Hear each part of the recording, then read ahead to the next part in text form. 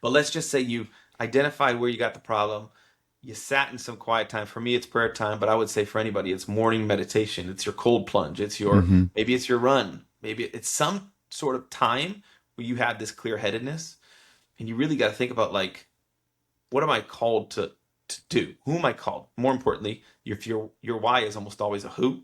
So who am I called to serve? Who am I supposed to help on this earth? Um, Once you're there, then you can start to take steps to actually change your relationship with money. I have and I'll sort of end on these couple because there's some more steps to it, but I think this is probably a great place to start for most people. Number one is get educated on the problem. Like Yeah. you got to get educated on how the game of money works.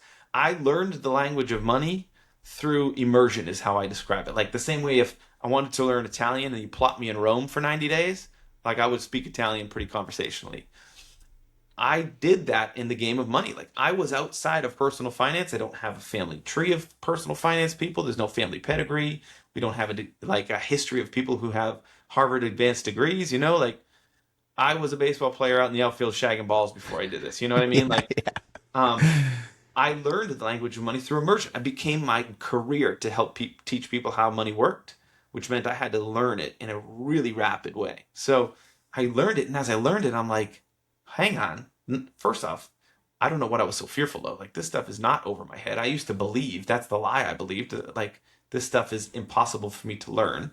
But I started to understand like debt and investments and the value, like how you earn dollars. I think that's really important and and then the second part of changing my relationship with money, which actually rewired me subconsciously, unintentionally, I didn't plan on this, but I started giving it away more. I actually set up a separate bank account.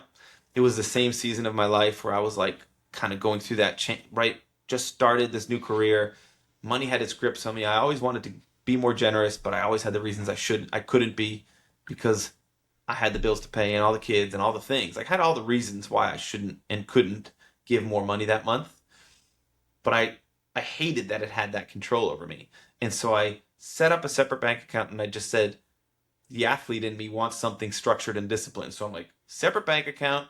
Every time I get paid, it goes in there. It's not my money, it's for other people. Boom, done. That's my system. I'm not even touching it.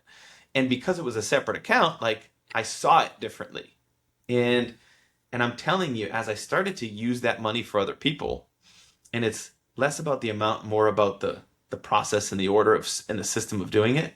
As I started to use that on other people, man, like I started to worry less about my own money, which is really interesting because technically I actually had less money. I was giving some away. Plus, I was in the middle of like this tailspin financially in my career because I had just got into wealth management. I didn't have enough clients yet. Like it was one of the hardest financial seasons of my life, but I felt better than I ever had about money. And I'm kind of like shortcutting the story a little bit, but I went to some friends that I have recently that have PhDs in psychology, and I'm like, how did that happen? Like that makes no sense to me when I think about the details. And they were like, well, in psychology, we often there's a school of thought that says there are two root emotions, love and fear. Love is always the stronger of the two, and every emotion that we think of sort of is a tree that stems off of love and fear. And clearly, like your upbringing with scarcity and worry around money, that's a fear based emotion. But when you set up that blessing account, I called it, that's a love based emotion. You're freely giving that money. And we know in psychology, you can't experience those two emotions simultaneously about the same thing.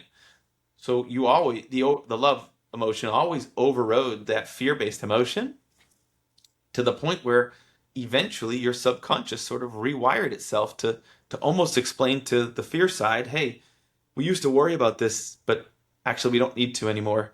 We're actually good to give it away, so you don't have to hold it so tightly anymore. And as I loosened my grips on it, man, like I'll give you the football analogy. Like if I was to throw you a pass, and I told you keep clenched fists, but you got to catch it. Like you might catch it, but you look a bit like a seal trying to catch it. You know what I mean? sure. Yeah. But if I told you to loosen up your grip and have loose hands with it, you could receive that ball a whole lot easier. And I say that like that's a great metaphor for life because if we hold on to our life with clenched fists, we are not positioning ourselves to receive the life we're called to live.